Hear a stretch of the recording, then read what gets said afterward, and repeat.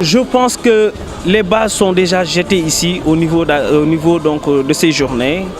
C'est de montrer à la jeunesse africaine qu'une fois de plus, que le développement de l'Afrique repose intégralement sur leurs épaules et qu'aujourd'hui, la jeunesse africaine doit se réveiller et savoir qu'ils ont de l'or entre les mains et qu'ils peuvent également pousser l'Afrique vers le développement. Je vous remercie, je tiens à remercier surtout ces médias, à savoir Def Media ici. Donc l'AJAD ou les journées africaines de développement ou pour le développement de l'emploi, ce sont des journées qui ont été initiées par l'ARCID, ça veut dire l'African Research Center for Innovation and Development, en collaboration avec l'Université Ibn Zar. Au début, ça a commencé juste au sein de l'école de commerce et de gestion d'Agadir, sous le soutien d'un grand professeur qui est monsieur le directeur Bendo. Après, donc, dans cette première édition, nous avons essayé de les organiser sous forme juste une seule journée. Donc au sein de cette journée, il y avait pas mal d'activités, surtout activité première qui concerne un panéliste, donc sur un keynote speaker sur l'emploi et l'employabilité d'une manière générale. Après, c'était une table ronde autour donc des questions de l'emploi et de l'employabilité en Afrique. Cette table ronde qui a regroupé un certain nombre de panélistes provenant de plusieurs pays différents, 7 presque panélistes. Ensuite, il y avait une dégustation africaine simple et qui a été faite par des étudiants de l'école. Après, c'était des ateliers autour de la question de recherche de l'emploi et la réussite, par exemple, des entretiens au sein des entreprises, surtout des simulations de recrutement. Et à l'issue de ces simulations de recrutement, il y avait 5 promesses d'embauche, et dont 300 pour les subsahariens ou les migrants et 200 pour les Marocains.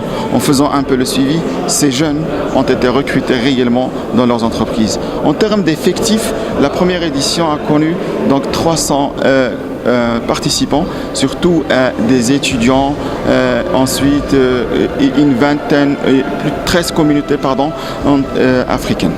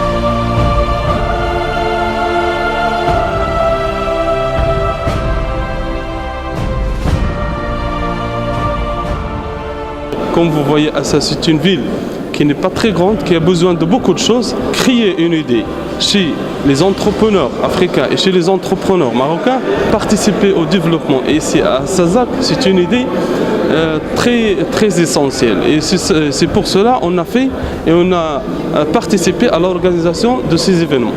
Les vrais projets qu'on constate aujourd'hui à l'échelle internationale et qui ont réussi, ce sont des projets qui ont commencé avec des ressources très limitées. Prenez n'importe quel projet, Amazon, Facebook, Apple, etc.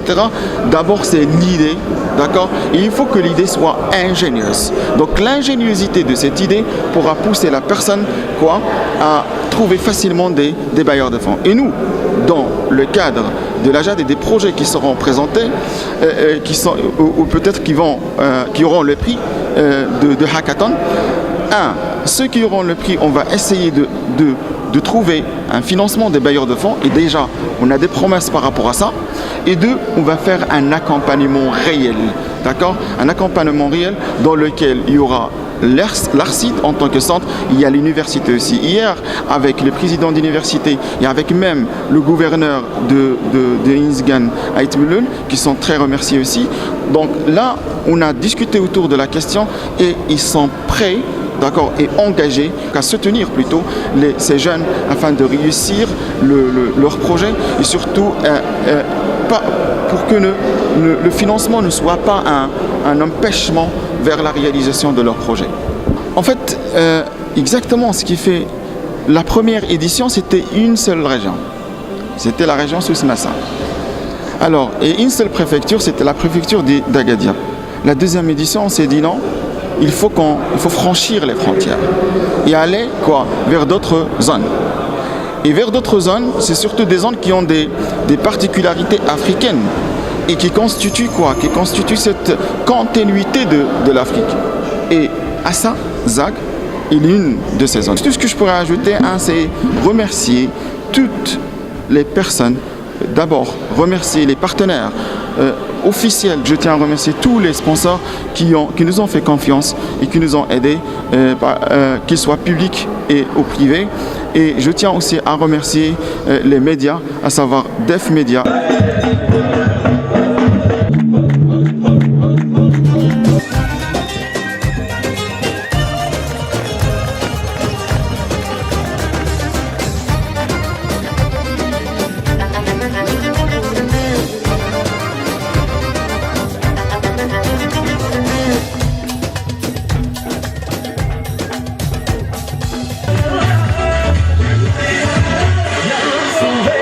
نمشي وبعيد انت يا وانا نسافر بحرارة على السيد رشيد